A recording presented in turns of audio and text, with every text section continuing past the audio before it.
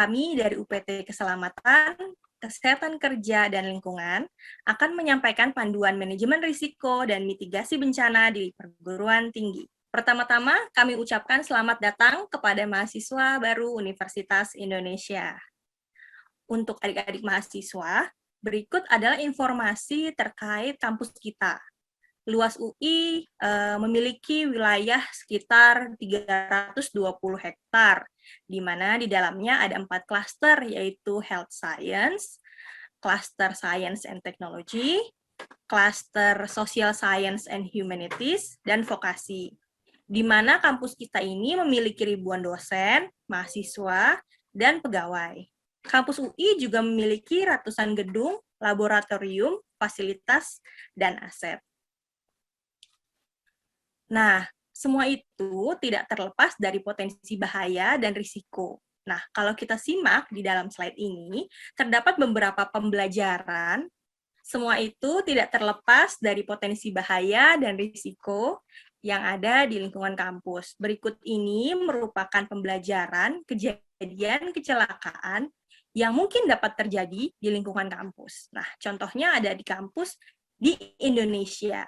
Misalnya kejadian kecelakaan lalu lintas di kampus, kemudian kejadian kebakaran di kampus, kejadian luar biasa. Kemudian untuk kampus-kampus yang memiliki ruang terbuka hijau, nah jika ada cuaca ekstrim, maka ada risiko pohon tumbang. Kemudian kejadian kecelakaan pada kegiatan di luar kampus, misalnya saat melakukan kunjungan atau saat melakukan field trip. Kemudian selanjutnya adalah risiko mental health, dan yang saat ini adalah kejadian pandemi COVID-19 yang juga berdampak pada mahasiswa. Universitas berkomitmen untuk melakukan penerapan aspek K3L melalui Peraturan Rektor UI Nomor 1 Tahun 2016. Implementasi K3L wajib dilakukan di seluruh lingkungan UI. Tupoksi UPT K3L yaitu menyusun dan melaksanakan kebijakan pengelolaan keselamatan, kesehatan kerja, dan lingkungan K3L, termasuk penyusunan usulan peraturan rektor, protokol, pedoman, POB, manajemen risiko K3L, serta upaya pencegahan kebakaran dan kesiapsiagaan keadaan darurat di kampus UI. Jika dilihat dari struktur organisasinya, UPT K3L berada di bawah sekretaris universitas. Saat ini, Kepala UPT K3L UI dipimpin oleh Bapak Dr. Insinyur Syahrul M. Nasri, MSc, dibantu oleh 4 koordinator, yaitu manajemen keselamatan kerja, manajemen lingkungan, manajemen pencegahan kebakaran dan keadaan darurat, manajemen kesehatan kerja dan higiene industri. Pendekatan implementasi sistem manajemen keselamatan dan kesehatan kerja di lingkungan UI mulai dari pusat yaitu di Universitas Indonesia di level universitas, kemudian diturunkan ke level fakultas hingga turun ke level laboratorium sehingga penerapannya menyeluruh. Berikut ini merupakan program-program UPT K3L. Nah, saat ini yang pertama adalah program manajemen keselamatan kerja. Diawali dengan proses kaji risiko. Nah, agar kegiatan kita, kegiatan di kampus, baik belajar maupun mengajar, ataupun aktivitas adik-adik menyelenggarakan event di kampus, agar dapat terlaksana dengan aman dan nyaman, serta sehat dan selamat, kita perlu melakukan kaji risiko K3L. Caranya gimana? Caranya adalah yang pertama adalah melakukan kaji risiko mengenali potensi bahayanya apa. Nah, setelah kita kenali potensi bahayanya, maka kita tentukan upaya pengendaliannya agar pelaksanaan kegiatan bisa berlangsung dengan aman dan nyaman. Untuk penerapan K3L event, pertama-tama adik-adik mahasiswa bisa mengajukan izin prinsip kepada Direktorat Kemahasiswaan. Jika adik-adik menggunakan fasilitas di Universitas Indonesia juga melakukan izin prinsip ke Direktorat Operasi dan Fasilitas. Kemudian bersama-sama dengan UPT K3L melakukan kaji risiko, melakukan pengisian formulir job safety analysis, dan jika diperlukan pendampingan dalam melakukan aktivitas event, maka kita akan menunjuk petugas untuk mendampingi aktivitas adik-adik. Untuk formulir kegiatan event ini bisa diunduh pada tautan berikut. Berdasarkan Peraturan Rektor Nomor 41 Tahun 2017, kampus Universitas Indonesia merupakan kawasan tertib lalu lintas, sehingga berikut ini adalah peraturan terkait dengan kawasan tertib lalu lintas di Universitas Indonesia.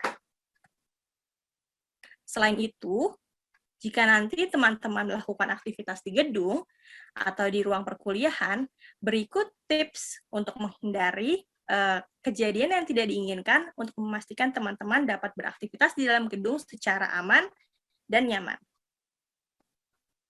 Berikut ini adalah program manajemen kesehatan kerja.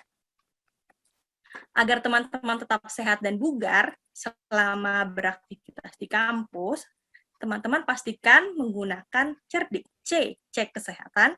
E, enyahkan asap rokok. 3, rajin aktivitas fisik.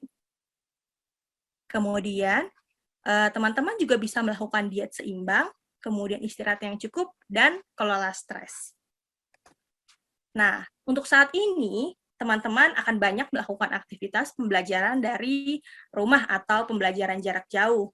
Nah, ini adalah tips menggunakan komputer agar teman-teman tetap merasa nyaman dalam melakukan aktivitas belajar dan mengikuti perkuliahan. Saat ini, Kampus Universitas Indonesia menerapkan UI merupakan kawasan tanpa rokok berdasarkan SK Rektor UI nomor 1805 garis miring SK garis miring R garis miring UI garis miring 2011.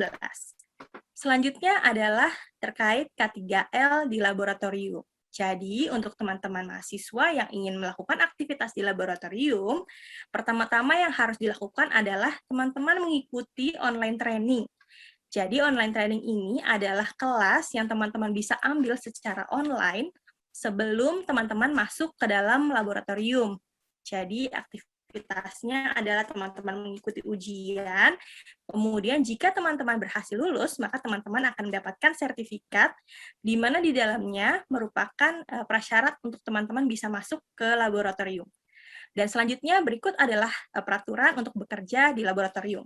Cara mengikuti online training K3L di laboratorium adalah pertama, mengunjungi website online training K3L di laboratorium. Nah, saat ini kita memiliki beberapa judul training, yaitu dasar K3L di lingkungan kampus, K3L dasar di laboratorium, biorisiko, dan chemical safety.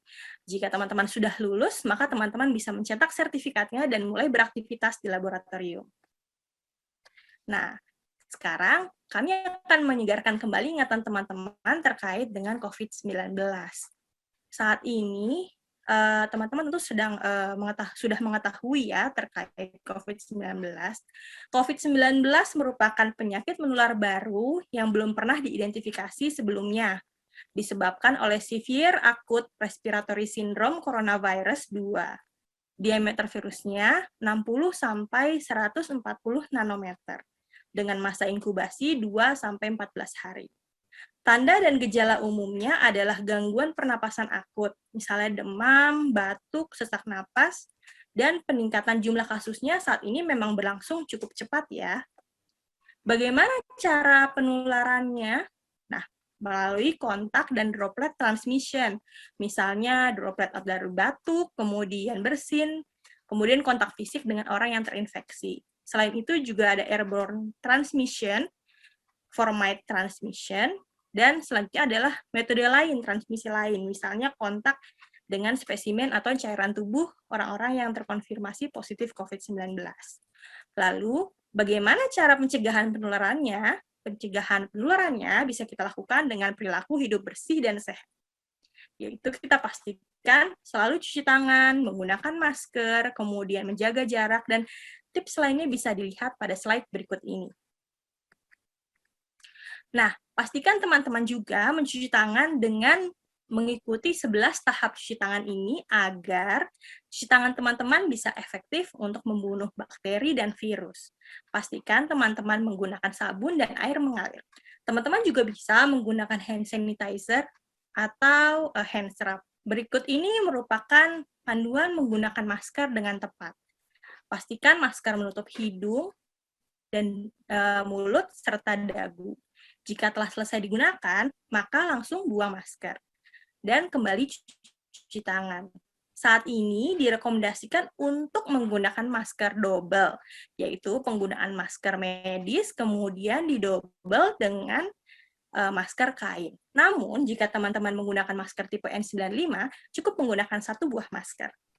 Pastikan teman-teman selalu melakukan physical distancing. Pastikan teman-teman menjaga jarak segala arah minimal 2 meter.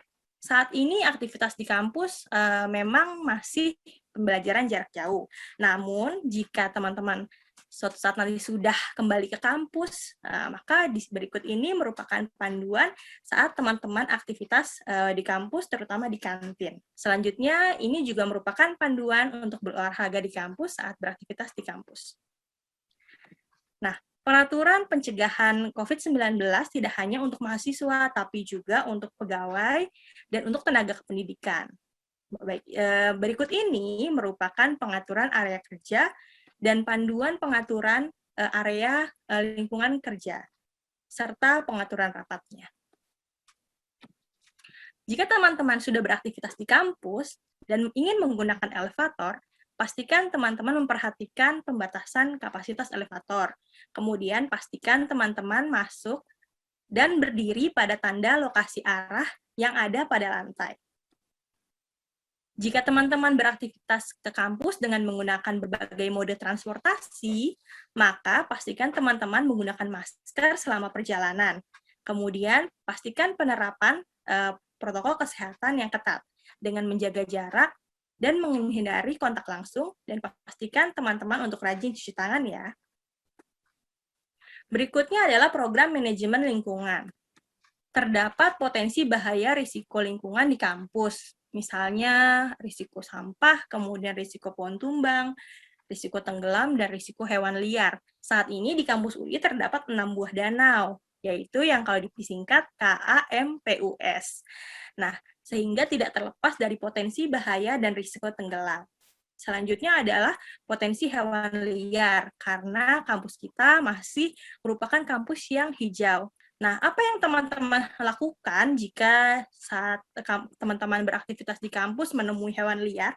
Pertama, sebisa mungkin untuk menghindar. Kemudian, jika teman-teman bisa laporkan ke UPTK 3L dengan panggilan darurat 14001 atau menekan panic button.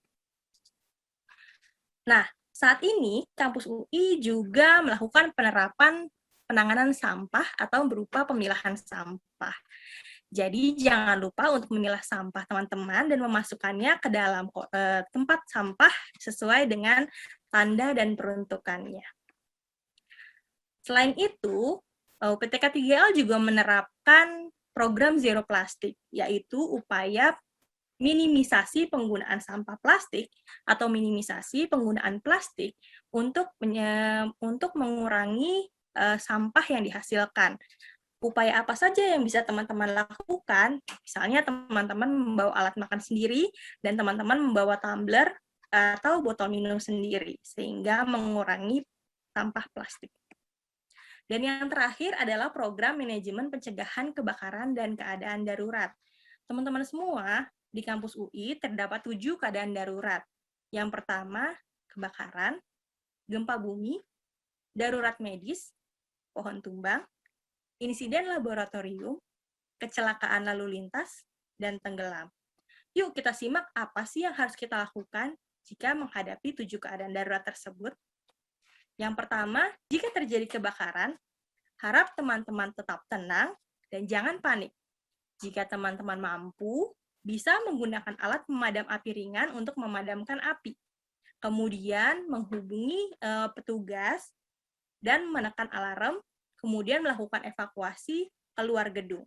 Selanjutnya, jika terjadi gempa bumi, jika teman-teman berada di dalam ruangan, pastikan teman-teman tetap tenang dan jangan panik. Lakukan drop, cover, dan hold on. Yang pertama adalah berlutut, dekatkan diri ke lantai, lindungi kepala dan leher, merangkak masuk ke bawah meja, kursi yang kokoh. Tunggu hingga gempa berhenti dan situasi aman untuk keluar gedung.